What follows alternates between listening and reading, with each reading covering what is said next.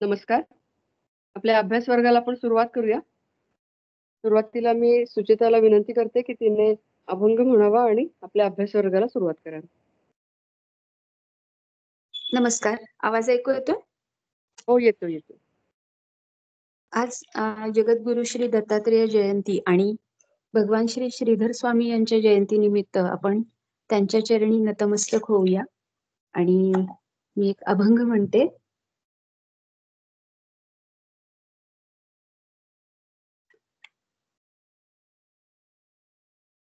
माझी माय माझी माय, स्वामी समर्थ माय माझी, स्वामी समर्थ माय.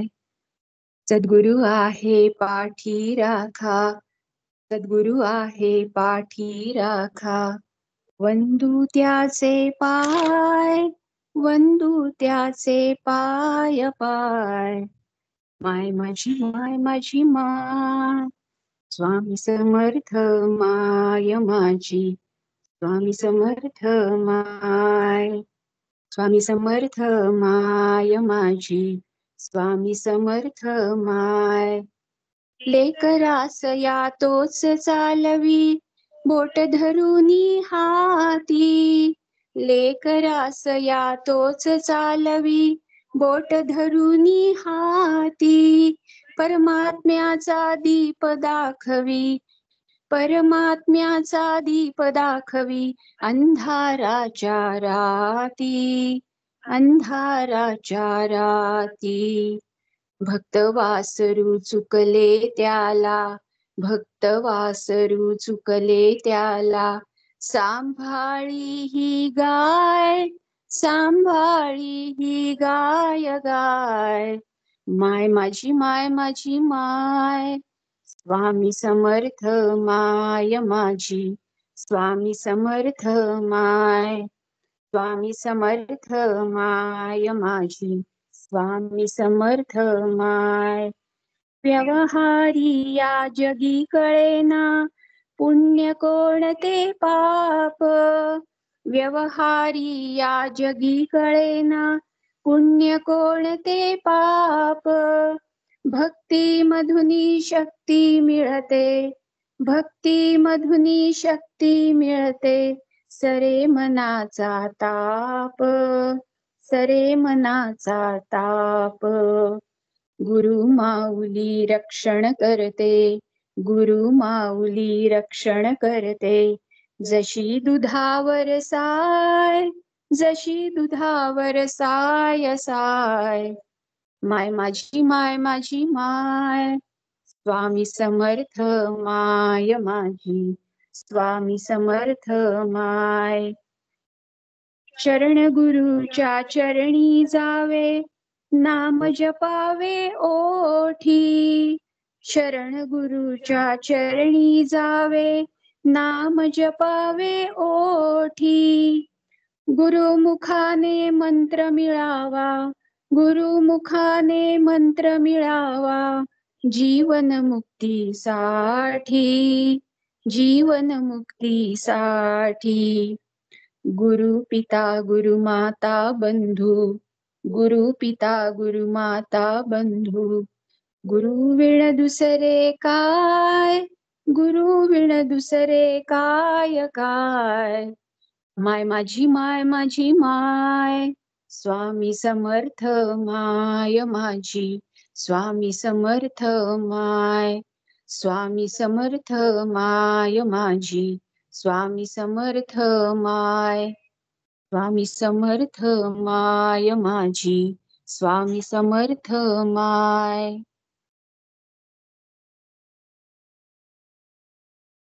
छान. दत्त माऊलींना वंदन करून आपण आपल्या अभ्यास वर्गाला सुरुवात करूया. छान सुरुवात झाली. मी त्या डॉक्टर देशपांडेंना विनंती करते, की त्यांनी आपल्या निरूपणाला सुरुवात करावी.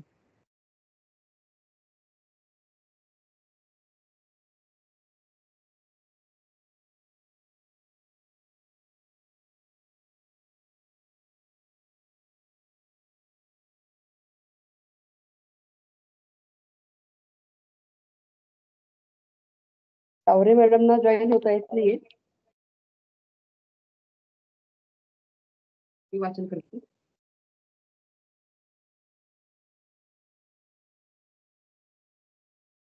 यस्माक्षरमतीतोऽहम् अक्षरादपि चोत्तमः अतोऽस्मि लोके वेदे च प्रथितः पुरुषोत्तमः.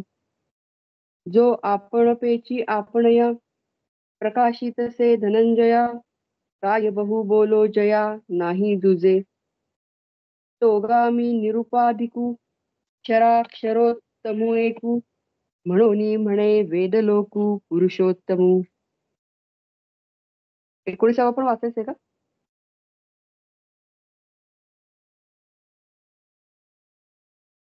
त्यांचं बंद आहे, अनम्यूट करायला पाहिजे. म्यूट आहे. हा, एकच मिनिट.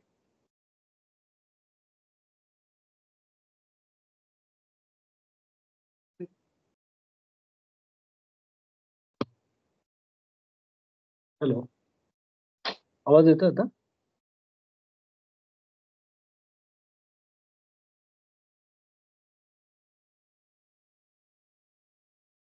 हॅलो,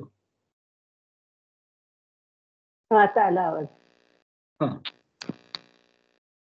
18वा श्लोक पुरुषोत्तम युगातला आपण आज त्याचा थोडा परामर्श घेऊया. त्याच्यामध्ये भगवंत काय म्हणतात की यस्मात अहम क्षरम अतितः च. यस्मात म्हणजे ज्या अर्थी, अहम म्हणजे मी, क्षरम अतितः म्हणजे क्षर पुरुषाच्या अतीत, क्षर पुरुषाच्या पलीकडे, च म्हणजे आणि, म्हणजे यस्मात अहम क्षरम अतितः च म्हणजे ज्या अर्थी मी क्षर पुरुषाच्या अतीत आणि अक्षरात अपि उत्तमः म्हणजे अक्षर पुरुषापेक्षाही सुद्धा उत्तम आहे. अक्षरात अपि उत्तमः अतः लोकवेदे च वेदे पुरुषोत्तमः प्रथितः अस्मि.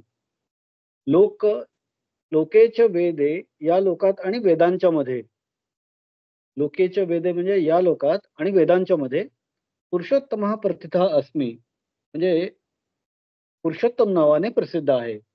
म्हणजे आता लोकवेदेच वेदे पुरुषोत्तमः प्रथितः अस्मि म्हणजे या लोकात आणि वेदांच्या मध्ये मी पुरुषोत्तम नावाने प्रसिद्ध आहे. थोडक्यात भगवंत काय म्हणतात, मी परमात्मा अक्षर पुरुषाच्या अतीत म्हणजे पलीकडे आणि अक्षर पुरुषापेक्षा उत्तम आहे आणि त्यामुळे या लोकामध्ये आणि वेदांच्या मध्ये मी पुरुषोत्तम नावाने प्रसिद्ध आहे, असं त्यांनी या 18व्या श्लोकात म्हणलेलं आहे. आता आपण मागे पण ज्याप्रमाणे वाचलं त्याप्रमाणे 7व्या अध्यायात परा आणि अपरा प्रकृतीविषयी भगवंतांनी सांगितलं होतं आणि 13व्या अध्यायात क्षेत्र आणि क्षेत्रज्ञाविषयी सांगितलं होतं आणि या 15व्या अध्यायात त्यांनी क्षर आणि अक्षर याविषयी सांगितलंय, पुरुषांविषयी. आणि त्याच्यानंतर त्याच्या पलीकडे जे आहे ते उत्तम पुरुष किंवा पुरुषोत्तम आणि तो मी आहे असं भगवंत सांगतात. परा आणि अपरा प्रकृतीच्या बाबतीत भगवंतांनी काय सांगितलं होतं 7व्या अध्यायात जर आपण आठवलं तर भूमिरापो नलो वायू खम मनो बुद्धिरेवच अहंकार इति यम मे भिन्ना प्रकृतिर अष्टधा अपरेय मितस्त्वन्याम प्रकृतिम विद्धि मे पराम जीवभूताम महाबाहो ययेदम धार्यते जगत. असं 4व्या आणि 5व्या अध्यायात, 7व्या अध्यायातल्या 4थ्या आणि 5व्या श्लोकामध्ये भगवंतांनी परा आणि अपरा प्रकृतीविषयी सांगितलं होतं. तर म्हणजे काय म्हणले होते ते की पृथ्वी, पाणी, अग्नी, वायू, आकाश हे आणि त्याचबरोबर मन, बुद्धी आणि अहंकार अष्टधा या 8 प्रकार मध्ये विभागलेल्या माझ्या प्रकृती आहेत आणि ही 8 प्रकारचे भेद असणारी माझी अपरा म्हणजे अचेतन प्रकृती आहे. आणि पुढे त्यांनी 5व्या श्लोकात 7व्या अध्यायातल्या काय सांगितलं होतं की आणि हे महाभाव हिच्याहून जी दुसरी जिच्या योगे सर्व जग धारण केलं जातं ती माझी जीवरूप प्रकृती म्हणजे परा प्रकृती म्हणजे सचेतन प्रकृती असं समज, असं भगवंतांनी परा आणि अपकृत प्रकृतीविषयी सांगितलं होतं. आणि 13व्या अध्यायात त्यांनी काय सांगितलं होतं, क्षेत्र आणि क्षेत्रज्ञाचा अर्थ सांगितला होता. भगवान काय म्हणाले होते, इदम शरीरम कौंतेय क्षेत्रम इत्यभिधीयते एतद्यो वेत्ति तं प्राहुः क्षेत्रज्ञ इति तद्विदः. भगवान काय म्हणाले होते की हे अर्जुना, हे शरीर क्षेत्र या नावाने संबोधले जाते आणि याला जो जाणतो त्याला त्याचे तत्व जाणणारे ज्ञानी लोक क्षेत्रज्ञ म्हणतात. आणि क्षर आणि अक्षर याविषयी आपण मागच्या भागात जाणून घेतलं होतं. त्याच्यात त्यांनी उदाहरणं सांगितली होती की क्षर म्हणजे सामान्य, अक्षर म्हणजे असामान्य. क्षर म्हणजे नाश पावणारे, नाशिवंत, तर अक्षर म्हणजे अविनाशी, नाश न पावणारे. पण परमात्मा स्वरूपाचं ज्ञान झाल्यावर हे अक्षर सुद्धा नाश पावतं किंवा मुक्त होतं. त्यामुळे भगवंत म्हणतात की अक्षर पेक्षा मी उच्च आहेच, पण अक्षरापेक्षा मी अधिक उत्तम आहे. म्हणजे क्षरपुरुषाच्या पलीकडेच आहे, कारण मी नाशिवंत नाही.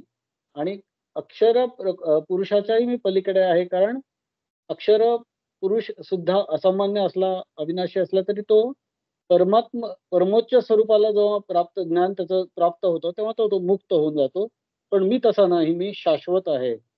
मी म्हणजे मी हे क्षर असले किंवा अक्षर असले नसले तरी मी तिथंच आहे. त्यामुळे मी याच्या पलीकडे आहे. त्यामुळे मी उत्तम पुरुष आहे, असं भगवंत सांगतात. म्हणजे पुरुषोत्तम या शब्दाची व्याख्या आतापर्यंत या 15व्या अध्यायात आपण काय काय ऐकली, वाचली ते आठवायला गेलो आपण या श्लोकाच्या अनुषंगाने. तर त्याच्यामध्ये आपण काय वाचलं होतं की समजून घेतलं होतं की पुरुषोत्तम म्हणजे उत्तम पुरुष. म्हणजे तो कसा आहे की उत्पत्ती, स्थिती आणि लय हे जे विकार आहेत त्यांच्या पलीकडे आहे. त्याला उत्पत्ती नाही, त्याला स्थिती नाही, त्याला लय नाही. त्याच्या पलीकडे तो आहे. हे सगळे विकार त्याला जडत नाहीत. तो कर्तृत्व आणि भोक्तृत्व हा जो कार्यकारण संघात म्हणतात त्याच्यापेक्षा तो पलीकडे आहे किंवा तो डिफरंट आहे, वेगळा आहे. म्हणजे त्याच्या ही पेक्षा भिन्न आहे. अक्षर पुरुष मगाशी म्हणल्याप्रमाणे अक्षर पुरुष आणि मायेपासून तो सुद्धा भिन्न आहे. तो मायेच्या पलीकडे आहे, मायातीत आहे. तो ब्रह्मज्ञानी आहे. तो सर्व लक्षणांनी अत्युत्तम असा आहे. त्याला अजून अनेक विशेषण आहेत ज्याच्यातनं तो आपण म्हणजे डिस्क्राईब करू शकतो. ते म्हणजे निष्कल आहे, तो नित्य आहे, तो निर्गुण आहे, तो चेतन आहे, तो प्रकाश स्वरूप आहे, तो सर्वांचं अधिष्ठान आहे. म्हणजे क्षर असो, अक्षर असो, या सगळ्यांचं अधिष्ठान हा भगवंत आहे. तो स्थूल, सूक्ष्म आणि कारण शरीर याच्या पलीकडचा आहे, त्याच्या अतीत आहे. त्याच्याबरोबर तो पंचकोशातीत आहे. म्हणजे अन्नमय कोश, प्राणमय कोश, मनोमय कोश, विज्ञानमय कोश आणि आनंदमय कोश या पाचही कोशांच्याही पलीकडे हा भगवंत आहे. तो प्रकाश स्वरूप आहे. हा शब्द मगाशी आपण वापरलाच. तो जो सर्व गोष्टी प्रकाशित करतो, उजागर करतो, दिसून येतात, त्याच्यामुळे आपल्याला सगळ्या गोष्टी जाणवतात, अनुभवतात, अनुभूती येते, ते त्याच्यामुळे. तो सर्वांचं अधिष्ठान आहे आणि तो साक्षीभाव निर्माण करणारा आहे. अवस्थात्रय साक्षीभाव साक्षी आहे तो. म्हणजे सगळ्या ह्याच्यात तो जागृत आहे. म्हणजे 3 अवस्था कुठल्या आपल्याला माहिती आहेत की जागृत अवस्था, स्वप्नावस्था आणि सुषुप्ती ही अवस्था आहे. 3 स्टेजेस ऑफ ह्युमन माइंड आहेत. कुठल्या की वेकिंग, ड्रीमिंग आणि साऊंड स्लीप. म्हणजे वेकिंग म्हणजे जागृत अवस्था, ड्रीमिंग म्हणजे स्वप्नावस्था आणि साऊंड स्लीप म्हणजे सुषुप्ती. तर या सर्व आपल्या ज्या अवस्था आहेत किंवा प्रत्येक प्राणीमात्राच्या, जीवाच्या, अजीवाच्या ज्या अवस्था आहेत त्या सर्वांचा साक्षी कोण आहे, तर हा भगवंत आहे. तो व्यक्त आणि अव्यक्त अवस्थांपासून वेगळा आहे आणि तो चित आहे, तो चैतन्य स्वरूप आहे, तो सदाशिव आहे, तो आनंद स्वरूप आहे. एक एक शब्द खूप छान आणि महत्वाचा आहे पुरुषोत्तमाला वर्णन करणारा. तो बद्ध आणि मुक्त जीवांपेक्षा श्रेष्ठ आहे. आणि कारण बद्ध असो वा मुक्त शेवटी ते जीवच आहेत. पण हा त्याच्याही पलीकडे आहे. मुक्त जरी असला तरी तो एक जीव आहे. त्यामुळे त्याच्याही पलीकडे जो आहे तो पुरुषोत्तम आहे किंवा भगवंत आहे. म्हणजे अतीत पुरुष किंवा परमपुरुष किंवा पुरुषोत्तम इज ग्रेटर दॅन अव्यक्त पुरुष अँड इज ग्रेटर दॅन महत पुरुष असं या अध्यायात सांगितलेलं आहे की तो या सर्वांच्या पलीकडचा आहे आणि तो सर्वांचा साक्षी आहे आणि तो सर्वांचं अधिष्ठान आहे. या याच्यात लोके आणि वेदे असे शब्द आलेत या श्लोकामध्ये 18व्या. लोके म्हणजे आपल्याला माहिती आहे, लोक पाताळ लोक असेल, भूलोक असेल किंवा स्वर्गलोक असेल, तिन्ही लोक. आणि वेद आपल्याला माहितीच आहेत, ऋग्वेद, यजुर्वेद, सामवेद, अथर्ववेद. या सर्वांचं अधिष्ठान किंवा या सर्वांना जो या सर्वांनाही जो महत्वपूर्ण वाटतो किंवा त्याच्या सर्वांचा अधिष्ठान जो आहे तो पुरुषोत्तम आहे असं भगवंत सांगतायत की म्हणजे त्याचं अस्तित्व आणि ऐश्वर्य हे जे आहे या सगळ्या पृथ्वीचं किंवा या सर्व विश्वांचं, सर्व लोकांचं आणि या सर्वांचं वैभवाचं जे उगम स्थान आहे ते भगवंत आहेत. ते गोपाल तपनी उपनिषद म्हणून आहे, त्याच्यामध्ये असं म्हटलंय की कृष्ण एव परो देवास ताम ध्यायेत ताम रसयेत ताम यजेत ताम भजेत. म्हणजे भगवान श्रीकृष्ण हे सर्वोच्च भगवंत आहेत, पुरुषोत्तम आहेत, उत्तम पुरुष आहेत. त्यांचे ध्यान करा, त्यांच्या भक्तीचा आनंद घ्या, ताम ध्यायेत ताम रसयेत, त्यांची उपासना करा, ताम यजेत, त्यांची सेवा करा, त्यांचे भजन करा, ताम भजेत. अशा प्रकारे त्या उपनिषदात म्हटलेलं आहे. त्यातच अजून पुढे म्हटलं की यो सौ परमब्रह्म गोपाला. गोपाल हेच परब्रह्म आहे. मग आपण विचार येऊ शकतो आपल्याला बेसिक लेवलला आपण असो की मग राम, विष्णू, शंकर, इतर देवी देवता हे कोण आहेत? तर ही भगवंताचीच प्रकटीकरणं आहेत. They are just forms of God. पण ते या सर्वांमध्ये भगवंत आहे आणि ते याचे एक स्वरूप आहेत.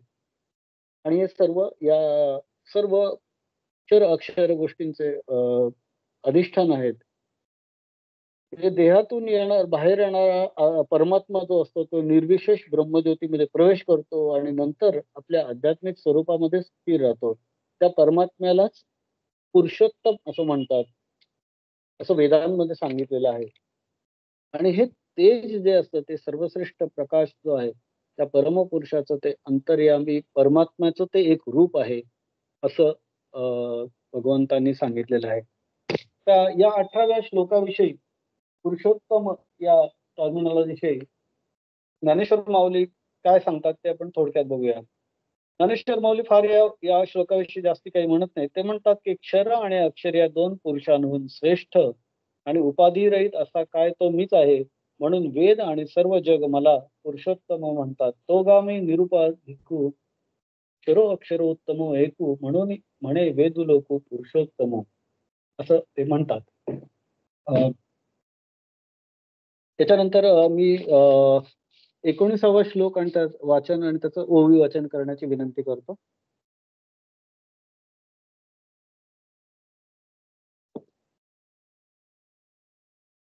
मामेव सम्मूढो जानाति पुरुषोत्तमं स सर्वविद् भजति मां सर्वभावेन भारत. परिहे असो ऐसिया मज पुरुषोत्तमा ते धनंजया, जाणे जो पाहलेया ज्ञानमित्रे. चेलिया आपुले ज्ञान जैसे नाहीची होय स्वप्न, तैसे स्फुरते जया त्रिभुवन वावो झाले. का हाती घेतलिया माळा पिटे सर्पाभासाचा कांटाळा, तैसा माझेनी बोधे टवाळा नागवे जो. लेणे सोनेची जो जाणे तो लेणे पण ते वावो म्हणे, तेवी मी जाणोनी जेणे वाळीला भेदू. मग म्हणे सर्वत्र सच्चिदानंदू, मीची एकू स्वतः सिद्धू. जो आपण नसी भेदू नेणोनी जाणे, तेणेची सर्व जाणितले हेही म्हणणे थेंकुले. जे तया सर्व उरले द्वैत नाही, म्हणोनी माझी या भजना उचितू तोची अर्जुना. गगन जैसे आलिंगना गगनाचिया, क्षीरसागरा परगुणे की जे क्षीरसागर चिपणे. अमृतची होऊनी मिळणे अमृती जेवी, साडे पंधरा मिसळावे तै साडे पंधरेची होवावे.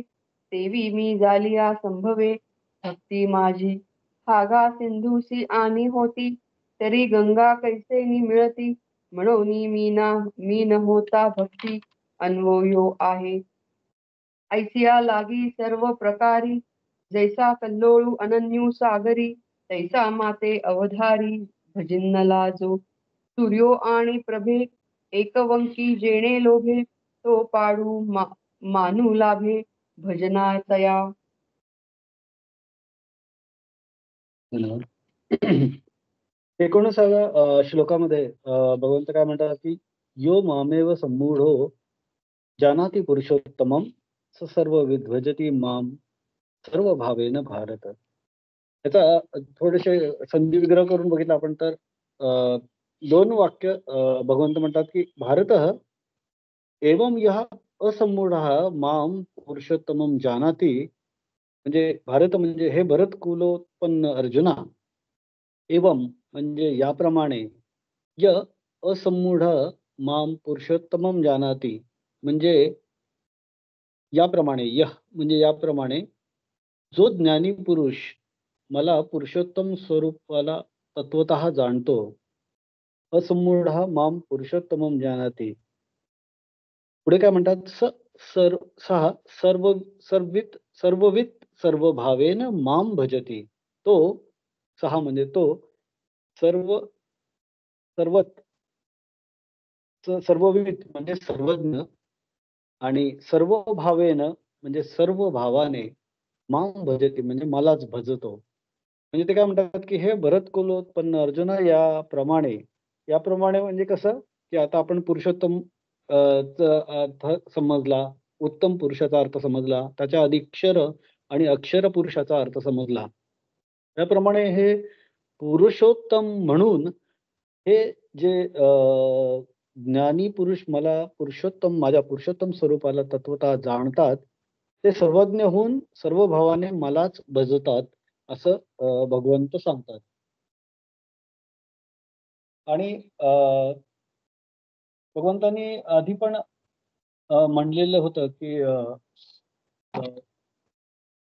7व्या अध्यायातल्या मला 3ऱ्या श्लोकात मनुष्याणां सहस्रेषु कश्चित् यतति सिद्धये यततामपि सिद्धानां कश्चिन्मां वेत्ति तत्वतः. असं 7व्या अध्यायात 3ऱ्या श्लोकात भगवंत म्हणले होते की हजारो लोकांच्या मध्ये एखादाच परमेश्वराच्या प्राप्तीसाठी प्रयत्न करतो आणि हजारो साधकांच्या मध्ये एखादाच साधक परमात्मा स्वरूपाला तत्वतः जाणतो. त्याचं कारण काय तर शुद्ध निर्मळ दैवी गुणसंपन्न मन प्राप्त होणे हे अतिशय कठीण आहे, अवघड आहे, दुर्लभ आहे. त्याशिवाय परमात्मा प्राप्ती शक्य नाही.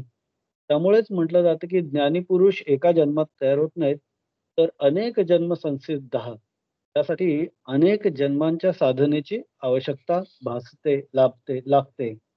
त्यासाठीच आचार्य म्हणतात की साधकाने अनेक जन्मांच्या मध्ये श्रद्धा, भक्तियुक्त अंतःकरणाने सत्कर्म, सदाचार, धर्मानुष्ठान असं करून ईश्वरार्पण बुद्धीने निस्वार्थ आणि निष्काम भावाने काया वाचा मनाने परमेश्वराची जर सेवा केली तर तो कुठेतरी परमेश्वराला खऱ्या अर्थाने जाणू शकतो आणि मग परमेश्वराला जो जाणतो तो त्या परमेश्वराला प्राप्त होतो. ही पुढची स्टेज आहे. उपदेश सारम मध्ये असं म्हणलं की ईश्वरार्पितम नेच्छया कृतम चित्तशोधकम मुक्ती साधकम. म्हणजे इच्छेने कुठलं तरी काम जो करत नाही पण तो ईश्वराला अर्पण करण्यासाठी सगळी कामं करतो. चित्तशोधकम म्हणजे चित्त पण त्याचं ईश्वरालाच अर्पण असतं, तो मुक्ती साधतो, त्याला मुक्ती मिळते. गीतेच्या 11व्या अध्यायातला 55वा श्लोक काय म्हणतो की मत कर्म परमो मद्भक्त संगवर्जितः निर्वैर सर्वभूतेषु यस मामेति पांडव. म्हणजे काय तर हे अर्जुना, जो पुरुष केवळ माझ्यासाठी सर्व कर्तव्य कर्मे करणारा, मलाच परम आश्रय मानणारा, माझा भक्त मत्कर्म कृतम परमो मद्भक्त संग वर्जिता, म्हणजे मलाच सर्व कृत्य अर्पण करतो, कर्तव्य अर्पण करतो, मलाच परम आश्रय मानतो माझा भक्त, जो आसक्तीरहित असतो. म्हणजे वरच्या श्लोकात जसं म्हटलं होतं की नेच्छया कृतम, आसक्तीरहित असतो आणि सर्व प्राणीमात्रांविषयी वैरभाव बाळगत नाही, तो अनन्य भक्त मलाच प्राप्त होतो. तर मामेती पांडव, तो मलाच प्राप्त होतो. सर्वत्र जर भगवत बुद्धी आपण ठेवली, की सर्वांमध्ये ईश्वर बघितला, सर्वांमध्ये चांगुलपणा बघितला, सर्वांमध्ये चांगल्या गोष्टी जर बघितल्या, तर त्यामुळे पुरुषाला त्याचं वाटोळे करणारा माणूस असेल, व्यक्ती असेल, नुकसान करणारा असेल, त्याला नाहक त्रास देणारा कोणी असेल, उपद्रव निर्माण करणारा असेल, या अशा सगळ्यांबद्दल सुद्धा वैरभाव उत्पन्नच होणार नाही. कारण सर्वत्र भगवत भाव निर्माण झालाय. त्यामुळे वैरभाव हा पळून जातो आणि त्यामुळे प्राण्यांवर सुद्धा म्हणजे या व्यक्तींवर राग येत नाही, तर प्राण्यांवर राग येण्याचा प्रश्नच येत नाही. त्यामुळे ते या श्लोकात असं म्हणलेलं आहे, की तो सर्व भूतेषु निर्वैरः असं त्याचं मनोचित्त तयार होतं. अजून आपण नेहमी आपण जे आरतीमध्ये आरतीनंतर म्हणत असतो, तो एक श्लोक आठवायला पाहिजे. कायेने वाचा मनसेंद्रियैर्वा बुद्ध्यात्म मना वा प्रकृते स्वभावात करोनी यज्ञ सकल परस्मै नारायणायती समर्पयामी. आपण असं म्हणतो किंवा काय म्हणतो त्याचा अर्थ काय?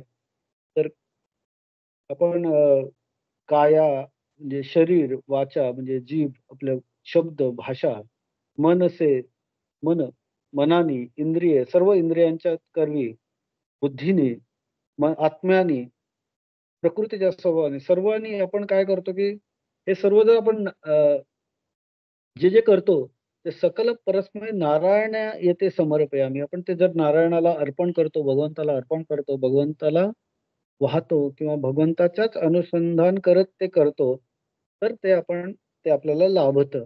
पूजेचा तो भाग आहे मानस पूजेचा किंवा आपण म्हणतो आपल्या आरत्यांनंतर म्हणत असतो. त्याच्यानंतर एक शिवमानस पूजा म्हणून आहे. त्याच्यात काय म्हटलंय, की करणचरण कृतं वाक्कायजं कर्मजं वा श्रवण नयनजं वा मानसं वा पराधम विहितं अविहितं वा सर्वमेत्त क्षमस्व. जय जय करुणाब्धे श्री महादेव शंभो.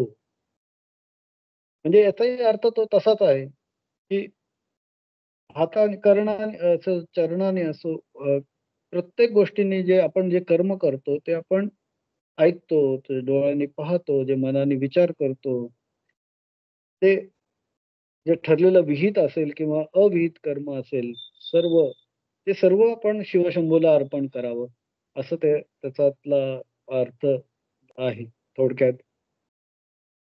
अजून एक अपरोक्षानुभूती म्हणून मधला श्लोक आहे, की स्ववर्णाश्रम धर्मेण तपसा हरितोषणात साधनं च भवेत पुंसाम वैराग्यादी चतुष्टयम. म्हणजे याच्यामध्ये हरितोषणात हा शब्द फार महत्वाचा आहे.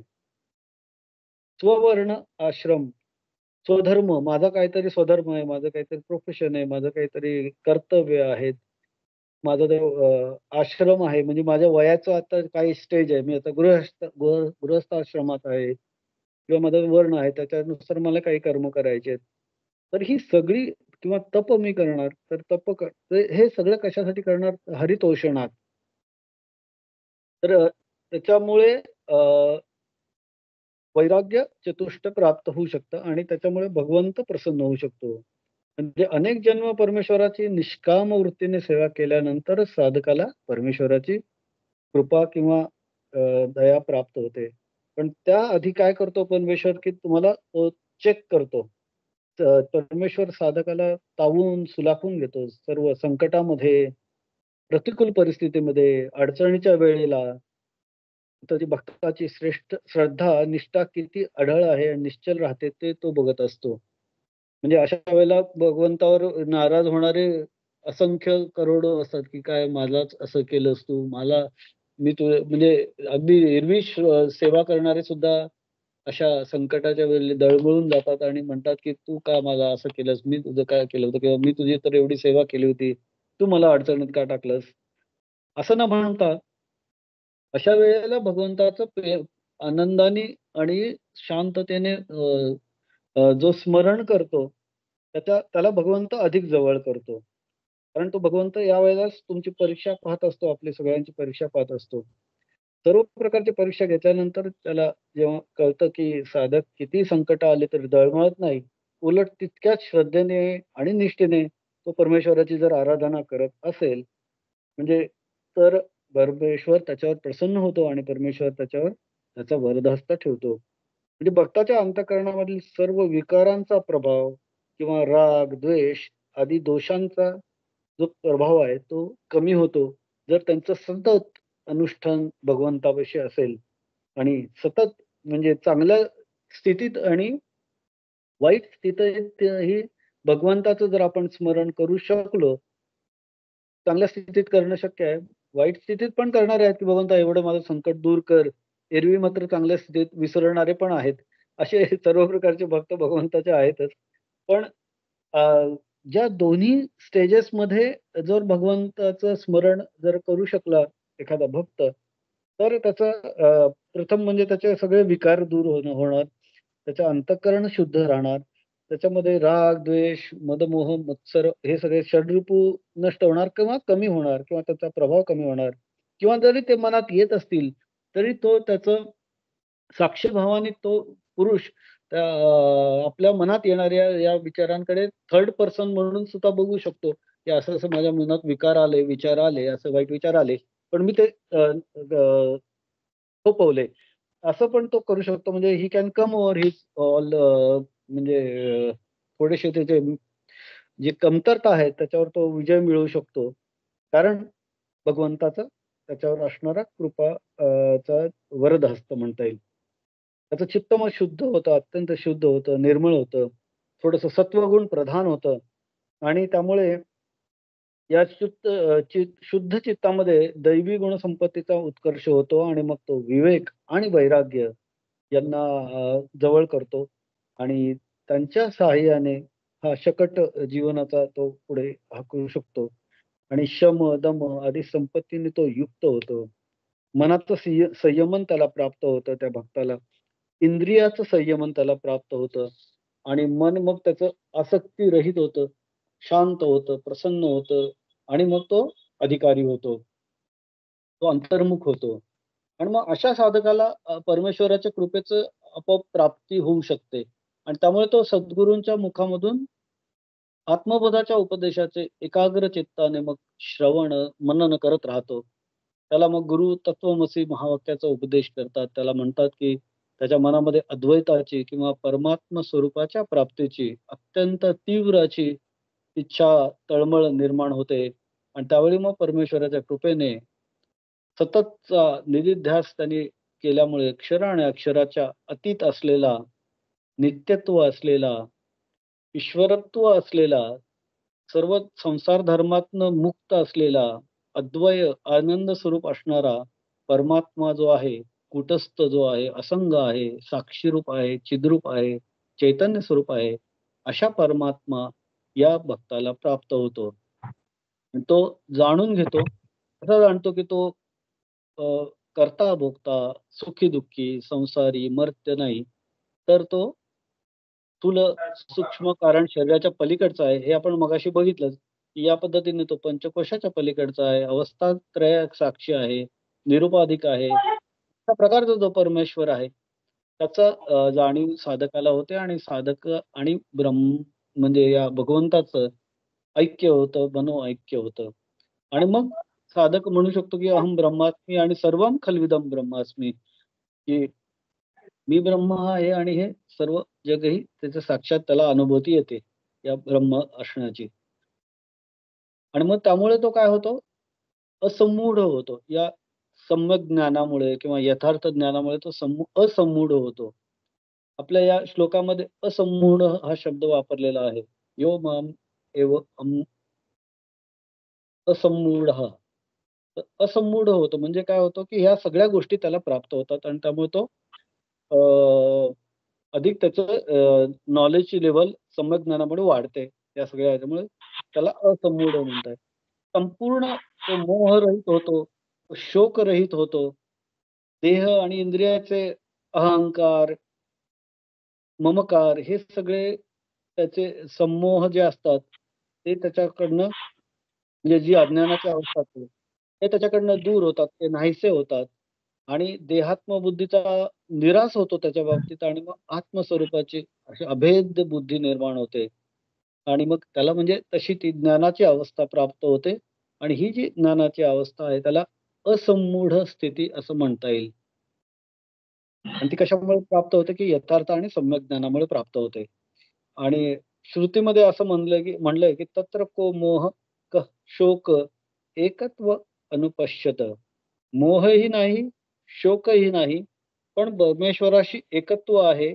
जो पाहतो, एकत्व पाहतो, तो असमूढ आहे. आता गीतेच्या दुसऱ्या अध्यायातल्या 52वा श्लोक आहे. त्याच्यात भगवंत काय म्हणतात की यदा ते मोह कलिलम व्यतितरिष्यसि तदा गंतासि निर्वेदम श्रोतव्यस्य श्रुतस्य च. म्हणजे जेव्हा तुझी बुद्धी मोहरूपी चिखल, जेव्हा तुझी बुद्धी मोहरूपी चिखलाला पूर्णपणे पार करून जाईल, तेव्हा तू ऐकलेल्या आणि ऐकण्यासारख्या इह परलोकातील सर्व भोगांपासून तू विरक्त होशील, असं भगवंत सांगतात. आणि 7व्या अध्यायातल्या 19व्या श्लोकात ते काय म्हणतात की वासुदेव सर्वम इति स महात्मा स दुर्लभः. म्हणजे पुष्कळ जन्मांच्या शेवटी शेवटच्या जन्मात तत्वज्ञानी झालेला पुरुष सर्व काही वासुदेवच आहे. वासुदेव सर्वम इति, सर्व काही वासुदेवच आहे हे समजून मला भजवतो तो महात्मा अत्यंत दुर्लभ आहे. तो महात्मा सुदुर्लभ. आणि श्रुतीमध्ये काय म्हटलंय की ईशावास्यम इदम सर्वम यत्किंचित जगत. म्हणजे थोडक्यात तो ज्ञानी पुरुष परमात्मा स्वरूप पुरुषोत्तमाला म्हणजे मला प्रत्यगात्म स्वरूपानेच पाहतो.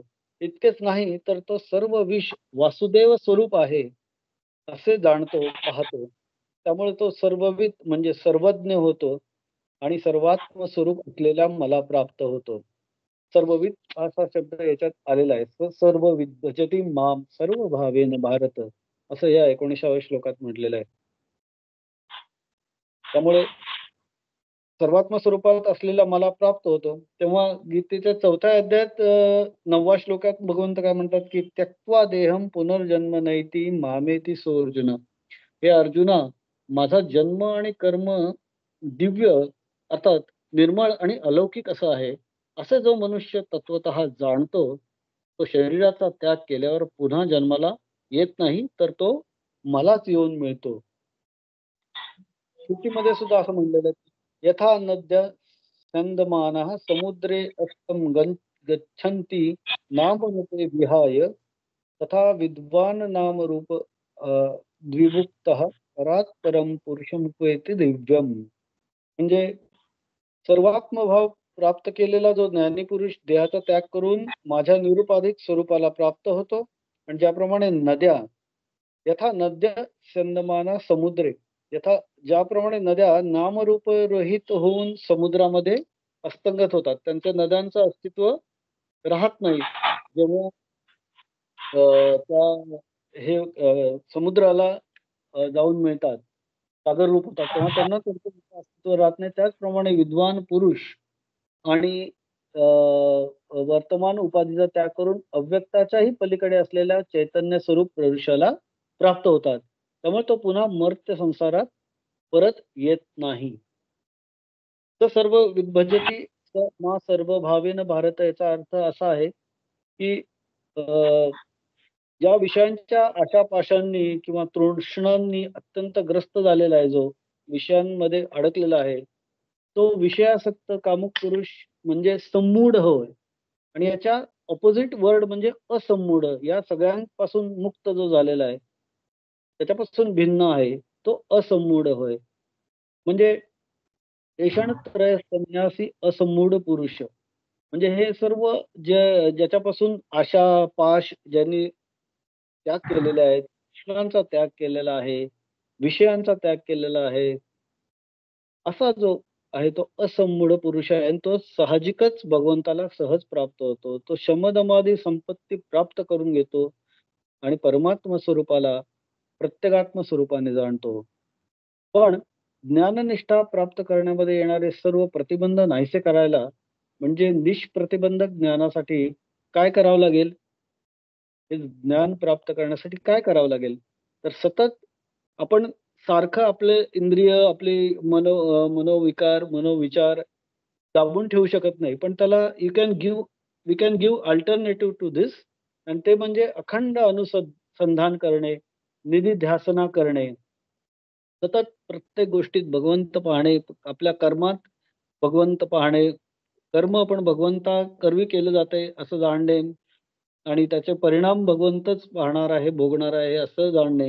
हे सर्व जर आपण केलं, तर निश्चितच आपल्यामध्ये आपल्या संमूढापासून असंमूढाकडे आपला प्रवास होऊ शकेल आणि मग अहम ब्रह्मास्मी, सर्वं खल्विदं ब्रह्म या सर्व जे वृत्ती ज्या आहेत, सर्व विश्व ब्रह्मस्वरूप आहे, या दृष्टीचा आपल्याला लाभ होऊ शकेल. आणि याचा अखंड अभ्यास केला, तर आत्मस्वरूपामध्ये निष्ठा प्राप्त करून आपलं अव्यय स्वरूप म्हणजे भगवंताचं अव्यय स्वरूप आपल्याला प्राप्त होऊ शकेल. म्हणजे सर्व सच्चिदानंद घन जो परमात्मा आहे, तो अज आहे, अविनाशी आहे. तो सर्व भूतांची परमगती आहे, परमाश्रय आहे. हे आपण जाणलं पाहिजे. तो सर्वशक्तिमान आहे, हे जाणलं पाहिजे. तो केवळ धर्माची स्थापना किंवा जगाचा उद्धार करण्यासाठीच आपल्या म्हणजे योगमायेने सगुण रूप धारण करून प्रकट होत असतो, असं नाही.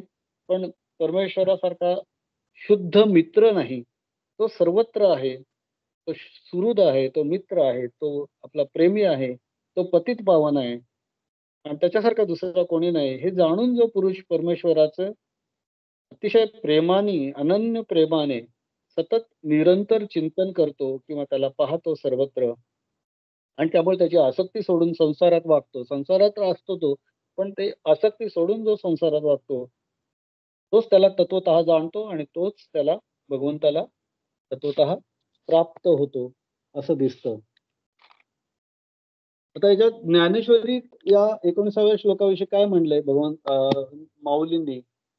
माऊली म्हणतात की ज्ञानसूर्य उगवल्यावर जो मला जाणतो आणि जागे झाल्यावर जसे स्वप्न संपते किंवा त्याप्रमाणे मला जाणल्यावर सर्व त्रिभुवन आणि त्यांचे विषय हे खोटे वाटू लागतात, मिथ्या वाटू लागतात.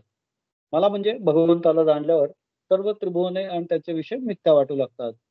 अंधारात माळेवरचा दोरा सापासारखा वाटत राहतो.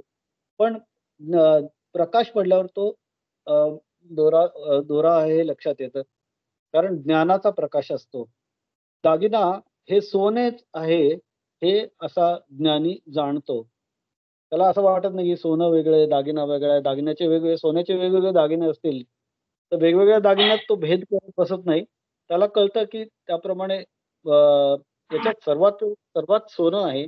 तसंच हा जो भक्त आहे जो असंमूढ भक्त आहे, तो भगवंत म्हणतात की तो मला जाणतो आणि तो भेद टाकून देतो, भेद सोडून देतो. त्याच्यानंतर सर्व ब्रह्म आहे, मग सगळीकडेच ब्रह्म आहे. मग काही द्वैतच उरत नाही. एव्हरीबडी सेम, सिमिलर असं जेव्हा मन ॲक्सेप्ट करतं, तेव्हा त्याच्यातलं सगळे ते षडरिपू आहेत, ते निराश व्हायला लागतात. आणि भगवंत काय म्हणतात, की अ, जर तुम्हाला माझ्याशी एकरूप व्हायचं असेल, तर तुम्हाला या सर्व गोष्टी अॅक्वायर कराव्या लागतील. ॲक्सेप्ट म्हणजे तयार कराव्या लागतील तुमच्यामध्ये. असंमूढ व्हावं लागेल. तसं माऊली याच्यासाठी उदाहरण देतात, की आकाशाला आलिंगन देण्यासाठी आकाशच बनावं लागेल. क्षीरसागराला मिळण्यासाठी क्षीरसागरच बनावं लागेल आणि समुद्राला मिळण्यासाठी गंगेला समुद्रच बनावं लागेल. ती गंगा वेगळी बनून समुद्रात राहू शकत नाही. She has to merge into ocean. म्हणजे ती समुद्र बनायला पाहिजे. तद्रूपता ही आवश्यक आहे. भगवंताशी आपल्या मनाची, शरीराची आपल्या सर्व कृतींची, आपल्या विचारांची तद्रूपता झाली, तरच आपण भगवंताला जाऊन मिळू शकतो, असं माऊली आणि भगवंत गीतेमध्ये सांगतात. त्याच्यानंतर तद्रूपता ही सजातीय पदार्थात होते असं माऊली म्हणतात. जे सजातीय पदार्थ असतात त्याच्यातच ते मिळून येतात एकमेकांशी. विजातीय पदार्थांचं कधी एकत्र येऊ शकत नाहीत. त्यामुळे तद्रूप न होता भक्त माझ्यात कसा प्रवेश करेल, असं भगवंत विचारतायत असं माऊली म्हणतात. लाट आणि समुद्र हे एकच असतात, तरच एकरूपता आहे असं भगवंत म्हणतात. ज्ञानेश्वरीमध्ये माऊलींनी ह्या अशा प्रकारचे प्रमाण देऊन हा श्लोक समजावून सांगायचा प्रयत्न केलाय. आता 20व्या आणि या अध्यायातल्या शेवटच्या श्लोकाचं वाचन करायची विनंती मी करतो. श्लोक आणि त्याचे ओव्या यांचं वाचन.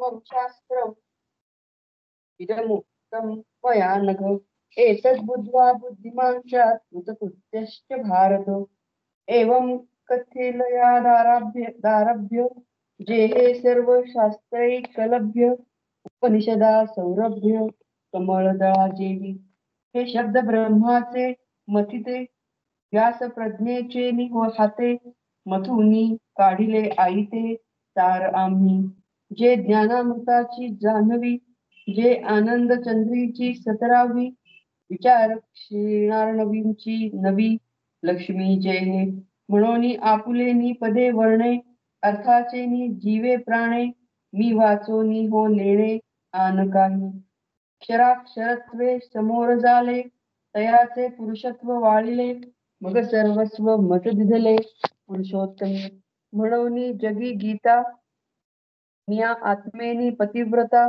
जे हे प्रस्तुत तुवा आता आकर्णिली सासची बोलाचे नवे हे शास्त्र पै संसारू जिणते हे शस्त्र आत्मा अवतरविते मंत्र अक्षरे इये परी तुझ पुढा सांगितले ते अर्जुना ऐसे झाले जे गौप्यधन काढिले माझे आजी मज चैतन्य शंभूचा माथा जो निक्षेपू होता पार्था तया गौतमो झालासी आस्था निधी तुगा चोखटीवा आपुलिया पुढीला उगाणा घेवा यवा तया दर्पणाची परी धनंजया केली आम्हा का भरले चंद्र तारांगणी नभ सिंधू आपणया माझी आणि तैसा गीतेची मी अंतःकरणी सुदला तुवा जे त्रिविध मळकटा तू सांडिलासी सुभटा म्हणून गीतेची मज वसवटा झाला सिंगा परी हे बोलो काय गीता जे हे माझी उन्मेषलता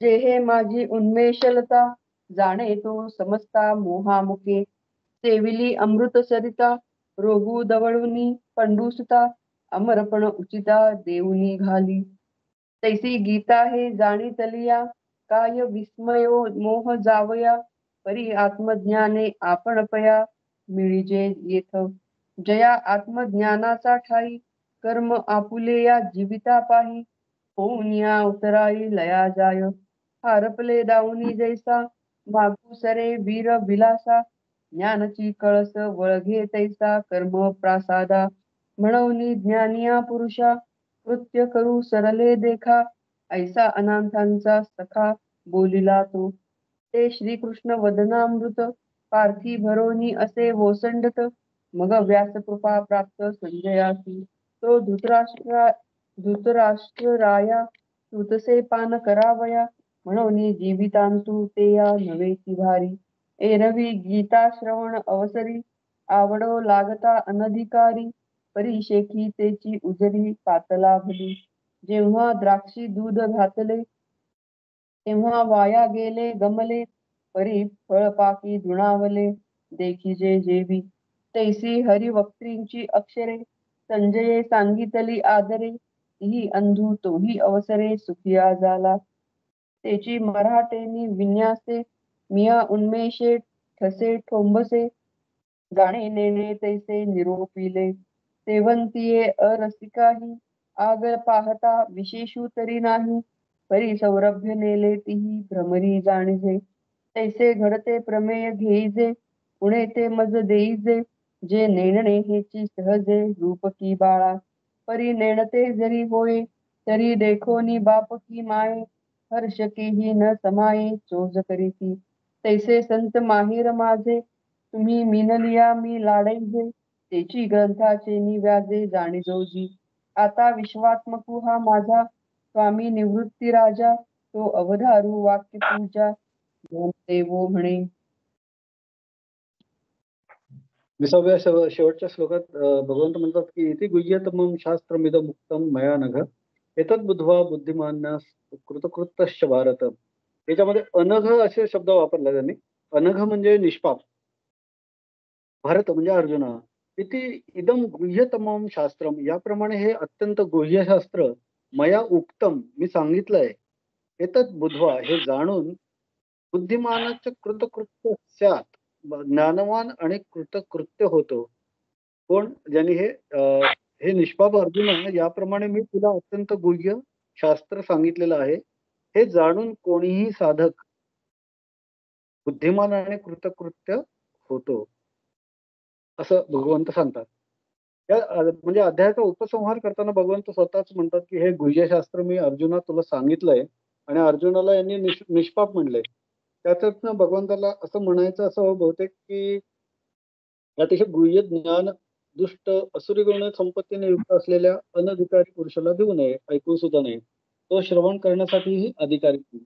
त्यावेळेला जो सत्कर्म, सदाचार आणि धर्माचं अनुष्ठान करतो, तसंच सत्वगुण संपन्न आहे किंवा त्या वाटेवर आहे, त्या सर्व विषयांच्या आसक्तीमधून हळूहळू निवृत्त होऊ पाहतोय किंवा झालेला आहे, अशाच अशा व्यक्तीच्या किंवा या ज्या वेगवेगळ्या भोगवृत्ती आहेत त्यांचा त्याग करून मोक्षाचीच फक्त कामना करणाऱ्या साधकाला या गुह्य ज्ञानाचा उपदेश करावा.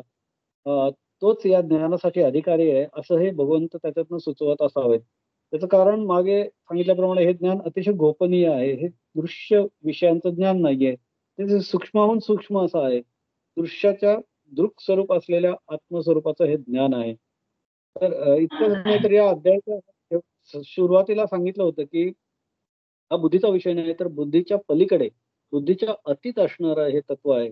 त्यामुळे विषयासक्त, बहिर्मुख, अशुद्ध बुद्धीला आकलन होणे हे शक्यच नाहीये. त्यासाठी अतिशय शुद्ध, अंतर्मुख आणि एकाग्र बुद्धीची आवश्यकता आहे. म्हणून अधिकारी पुरुषालाच या गोपनीय शास्त्राचा उपदेश द्यावा, असं भगवंत इथं सुचवतात. आणि भगवंतांनी या 15व्या अध्यायाला शास्त्र म्हटलंय. संपूर्ण भगवद्गीता हेच मोक्षाचं शास्त्र आहे खरं तर, परंतु इथं या अध्यायाला खास शास्त्र म्हटलंय.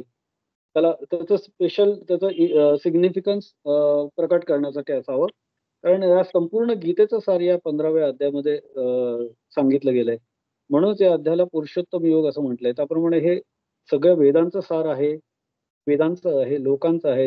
आणि हे ज्ञान जो जाणतो तो वेदांचं गुह्य ज्ञान जाणणारा होतो, असं भगवंत स्वतःच म्हणतात. त्यामुळे सर्व वेदांच्या मधून जाणण्यास योग्य अशी एकच वस्तू आहे, ती म्हणजे अहमेव वेद्यः, मी परमात्मा होय. तेच परमात्मा स्वरूप या अध्यायामध्ये प्रकट झालेलं असल्यामुळे या अध्यायाला बहुतेक शास्त्र असं म्हटलेलं आहे. हे गुह्य ज्ञान साधकाने सद्गुरूंचा अनुग्रह घेऊन यथार्थ आणि सम्यकपणे जाणून घ्यायला हवं. त्यामुळे साधक काय होईल की बुद्धिमान होईल आणि कृतकृत्य होईल, असं भगवंत म्हणतात. त्यामुळे इथे बुद्धी हा शब्द ज्ञानवाचक आहे. त्यामुळे त्याला, ज्याला अहम ब्रह्मास्मी हे सम्यक ज्ञान प्राप्त झालेलं आहे, तोच बुद्धिमान आहे. तो सर्व मानव जातीमध्ये बुद्धिमान होतो. खऱ्या अर्थाने त्याने आपल्या बुद्धीचा उपयोग करून, म्हणजे सत्य, असत्य किंवा शाश्वत गोष्टी, अशाश्वत गोष्टी, दृक गोष्टी, दृश्य गोष्टी, आत्मा, अनात्मा असा याचा यथार्थपणे विचार केलेला आहे. आणि अशाश्वत, असत्य, नाशिवंत, अनात्माचा त्याग करून सत्य, शाश्वत, अविनाशी अशा आत्म्याचा आश्रय घेतलेला आहे. त्याला गुह्यज्ञान प्राप्त होतं, त्यामुळे तो बुद्धिमान होतो. याचा अर्थ ज्याला हे गुह्य ब्रह्मज्ञान प्राप्त झालं नाही, तो काय आहे, तो अतिशय दुर्भाग्यवान आहे. त्याने आपल्या बुद्धीचा उपयोग फक्त बाह्य विषयांचं ज्ञान घेण्यासाठीच करत राहिलेला आहे तो, आणि त्याचा परिणाम म्हणजे तो अज्ञानीच राहिलेला आहे. त्यामुळे जर या मनुष्य शरीरामध्ये येऊन मर्त्य शरीरामध्ये असलेले अमर्त्य अविनाशी तत्व जाणलं, तर जीवनात खरा शुद्ध किंवा परिपूर्ण आनंद मिळेल. आणि जर अहंकाराने उन्मत्त राहून विषयांच्या आहारी जाऊनच हे गुह्य तत्व जाणलं नाही, तर त्या व्यक्तीला सर्व ऐश्वर्य, सत्ता, यश वगैरे मिळालेलं दिसेल, पण त्याचा महान नाश झालेला पण दिसू शकतो. त्याच्या जीवनात परिपूर्ण करणारा असा आनंद किंवा शाश्वत आनंद किंवा शांती त्याला मिळालेली आहे असं दिसून येत नाही. तो खरोखरच दुर्दैवी आहे. तो भगवंतांनी म्हटल्याप्रमाणे कृपण आहे. त्यामुळे एखादाच भाग्यवान पुरुष या अमृतत्वाच्या इच्छेने सर्व नाशवान अशा ज्या विषयांच्या गोष्टी आहेत त्याच्यापासून निवृत्त होतो जाणीवपूर्वक आणि सद्गुरूंना अनन्य भावाने असं शरण जातो. त्यामुळे त्यांची तो कृपा संपादन करतो या शरणागत भावामुळे, आणि त्यामुळे त्याच्या कृपेमुळे मग सद्गुरू त्याला गुह्य ज्ञान देतात आणि मग तो बुद्धिमान होतो. आणि नुसता बुद्धिमानच नाही, तो कृतकृत्य होतो. कृतकृत्य म्हणजे कृतम कृत्यम कर्तव्यम येन स कृतकृत्यः. जे करण्यास योग्य आहे ते ज्याने केलेलं आहे त्याला कृतकृत्य म्हणतात. म्हणजे आत्मकल्याणम एव कर्तव्यम. मानवी जीवनामध्ये अनेक प्रकारची कर्तव्य असली तरी आत्मस्वरूपाचं ज्ञान प्राप्त करणं हेच जीवनाचं काय परम कर्तव्य आहे. या ज्ञानप्राप्तीमध्येच जीवनाला परिपूर्णता येते, जीवन कृतार्थ होतं. सर्व कर्माखिलम पार्थ ज्ञाने परिसमाप्यते. चौथ्या अध्यायातल्या 33व्या श्लोकात भगवंत म्हणतात की हे परंतप अर्जुना, द्रव्यमय यज्ञ जो असतो त्याच्यापेक्षा ज्ञानाचा यज्ञ अधिक श्रेष्ठ आहे. तसेच यच्च्या यावत सर्व कर्मे ज्ञानामध्ये समाप्त होतात. सर्व कर्म अखिलम पार्थ ज्ञाने परिसमाप्यते. सगळी कर्म ही ज्ञानामध्ये समाप्त होतात. जेव्हा ज्ञान प्राप्त होतं तेव्हा पुन्हा काही प्राप्त करण्यासारखं काही राहत नाही. भगवंत म्हणतात की सर्व कर्मांची परिसमाप्ती आत्मज्ञानामध्ये होते. मनुस्मृतीमध्ये काय म्हटलंय की एतद्धी जन्म सामग्रम ब्राह्मणस्य विशेषतः प्राप्ये तत्व कृतकृत्यो हि द्विजो भवती नान्यथा.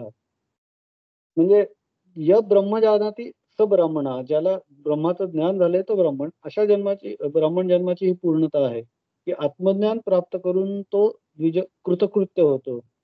इतर प्रकारे तो होऊ शकत नाही.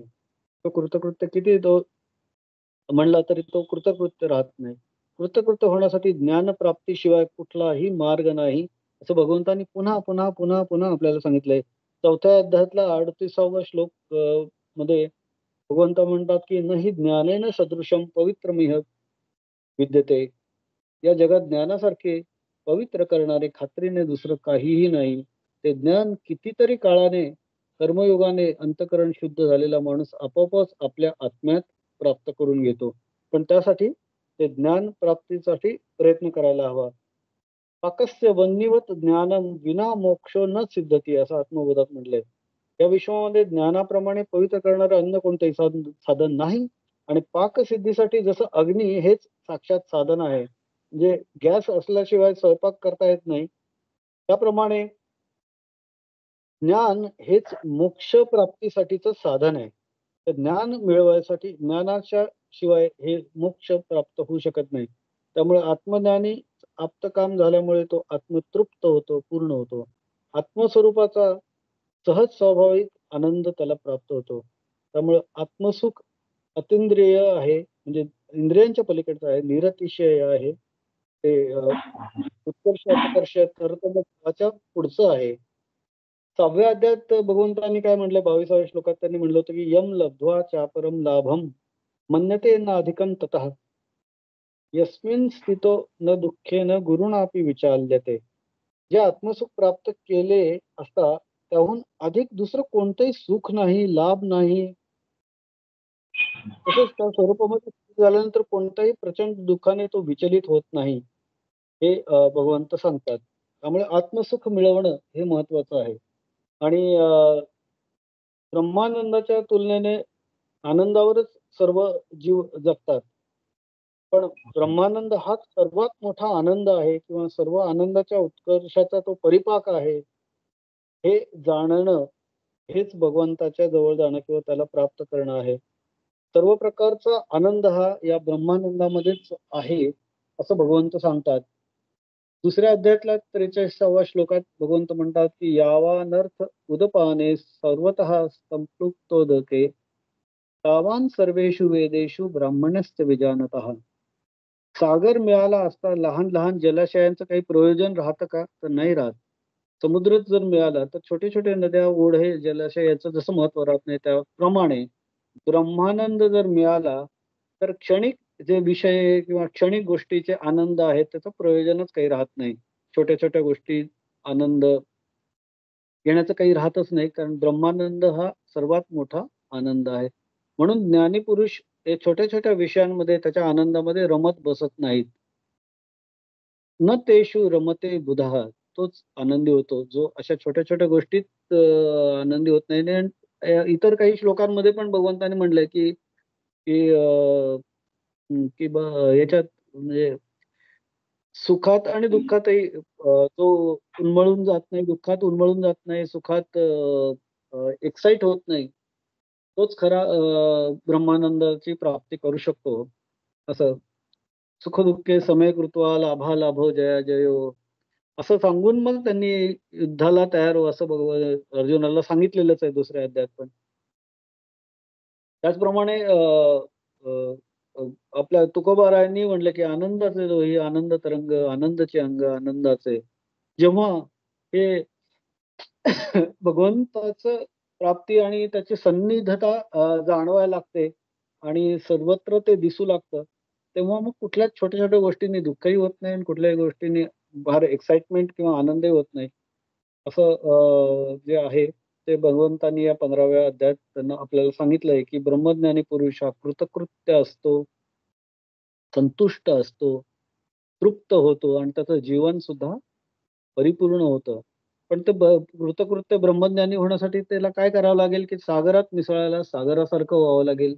तसं भगवंताशी एकरूप अद्वैत व्हायला त्याला भगवंतासारखं व्हावं लागेल. तरच त्याला आत्मस्वरूपाशी प्राप्ती होईल. असं भगवंतांनी या 15व्या अध्यायात पुरुषोत्तम योगात म्हणायला सांगितलं. पुरुषोत्तम योगात त्यांनी फक्त स्वतःचं महत्त्व मी पुरुषोत्तम आहे म्हणून नाही सांगितलेलं. तर त्यांनी सांगितलं, की तुम्ही प्रत्येकाने पुरुषोत्तम व्हा आणि त्या पद्धतीने आपल्या जीवनाचं याच्यापुढे आचरण करा, असं त्यांनी सांगितलेलं आहे. ज्ञानेश्वर माऊलींनी या श्लोकाविषयी काय म्हटलंय ते आपण जरा थोडक्यात बघू. त्यांनी बरचसं डिटेलमध्ये म्हणलंय. पण त्यांनी काय म्हटलंय, की काही प्रतिमा त्यांनी सांगितलेल्या आहेत, की त्याच्यामध्ये त्यांनी असं म्हणलंय, की सर्व वेदरूपी घुसळाच्या दह्यापासून व्यासांच्या बुद्धिरूप रवीने घुसळून आम्ही हे अनादिसिद्ध लोणी काढले आहे. कोणी? भगवंतांनी. आणि जी गीता ज्ञानरूपी अमृताची गंगा, जी आनंदरूपी चंद्राची 17वी जीवनकला आहे आणि विचाररूपी क्षीरसमुद्राचे मंथन करून काढलेली दुसरी लक्ष्मी आहे. आणि ही ती गीता जी आहे ती आपल्या पुढे मांडलेली आहे असं माऊली इथं म्हणतात. क्षरपुरुषाने क्षरपुरुष क्षरपणाने, अक्षरपुरुष अक्षरपणाने अ, अ, ने आपणास स्मरावे म्हणून त्याच्या समोर आले. पण गीतेने मात्र त्यांच्या पुरुषत्वाचा त्याग केला म्हणजे हे खरे पुरुष नाहीत असं जाणून तिने आपलं सर्वस्व, पद, वर्ण, अर्थ हे सगळे पुरुषोत्तम जो आहे भगवंत त्याला अर्पण केले. असं भगवंत सांगत असावेत अशा माऊलींनी सांगितलेलं आहे. आणि त्याच्यात ते म्हणतात, की या अध्यायापर्यंत तू गीता ऐकलीस, ती गीता या जगामध्ये जो आत्मरूप माझ्याच ठिकाणी अनन्य भक्तीने प्राप्त होतो, तशी ती पतिव्रता आहे असं त्यांनी म्हटलेलं आहे. आणि शब्द पांडित्याचं हे शास्त्र नाही तर हे संसार जिंकण्याचं सार आहे, असं भगवंत सांगतात असं माऊली म्हणतायत. आणि त्यामुळे त्यांनी त्याच्यातनं असं सुचवलेलं आहे, की त्याच्यात पुढचा तो शेवटचा भाग जो त्यांनी आहे तो त्यांनी सांगितलं, की मी मराठीत हे सर्व आणून हे आपल्या सर्वांप्रमाणे पुढे प्रकट केलेलं आहे. जे त्याच्यातनं तुम्हाला आनंद मिळावा आणि त्याच्यातनं त्या ज्ञानातनं आपण त्याचा लाभ घ्यावा अशा पद्धतीने त्यांनी माऊलींनी आपल्या सर्वांना सुचवलेलं आहे. आणि सर्व श्रोत्यांना त्यांनी मायबाप म्हटलंय.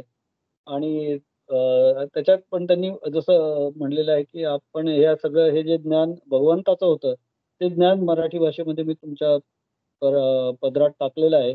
त्यातलं चांगलं ते तुम्ही वेचा आणि पुरुषोत्तम होण्याचा प्रयत्न करा, असं म्हणजे असं माऊलींनी सांगितलेलं आहे की भगवंताचा जो मेसेज आहे तो आपल्यापर्यंत त्यांनी त्यांच्या सोप्या भाषेत काव्य रूपाने सांगितलेला आहे. तर अशा प्रकारे ही आपण 15वा अध्यायाचं थोडस जाणून घेण्याचा प्रयत्न केलेला आहे मागील काही भागांमधून. आणि पुरुषोत्तम योग अतिशय सुंदर असा अध्याय आहे आणि भगवंताच्या ऍक्च्युअल रिअलायझेशनचं जाणीव करून देणार आहे. तर आता या 20व्या श्लोकाच्या विवेचनानंतर मी थांबतो. इति श्री मद्भगवद्गीतासु उपनिषत्सु ब्रह्मविद्यायां योगशास्त्रे श्रीकृष्णार्जुन संवादे पुरुषोत्तम योगो नाम पंचदशोऽध्यायः. हरि ओम तत्सत्. हरि ओम तत्सत्. श्री सच्चिदानंद. नमस्कार. सुचिता,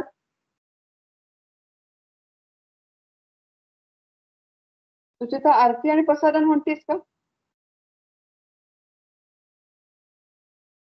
म्हणते. आवाज ऐकू येतोय? हो, येतोय. ओम जय भगवत गीते, जय भगवत गीते.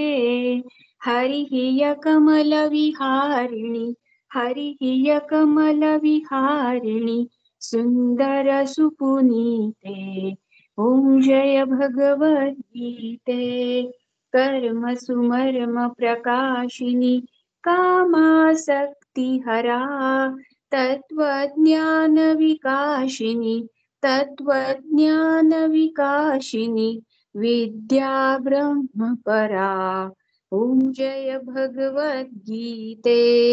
निश्चल भक्ति विधायिनी, निर्मल मलहारी, शरण रहस्य प्रदायिनी, शरण रहस्य प्रदायिनी, सब विधि सुखकारी. ओम जय भगवत गीते. राग द्वेष विदारिणी, कारिणी मोद सदा, भव भय हारिणी तारिणी, भव भय हारिणी तारिणी, परमानंद प्रदा. ओम जय भगवत गीते. आसुर भाव विनाशिनी, नाशिनी तमरजनी, दैवी सद्गुणदायिनी, दैवी सद्गुणदायिनी, हरिरसिका सजनी. ओम जय भगवत गीते. समता त्याग सिखावनी, हरिमुख की बानी, सकल शास्त्र की स्वामिनी, सकल शास्त्र की स्वामिनी, श्रुतियों की रानी. ओम जय भगवत गीते. दया सुधा बरसावनी, मातु कृपा की जय, हरिपद प्रेम दान कर, हरिपद प्रेम दान कर, अपनो कर लीजे. ओम जय भगवत गीते. ओम जय भगवत गीते. ओम जय भगवत गीते. पसायदान म्हणते. आता विश्वात्मके देवे, येणे वाक्यज्ञे तोषावे, तोषोनी मज द्यावे, पसायदान हे.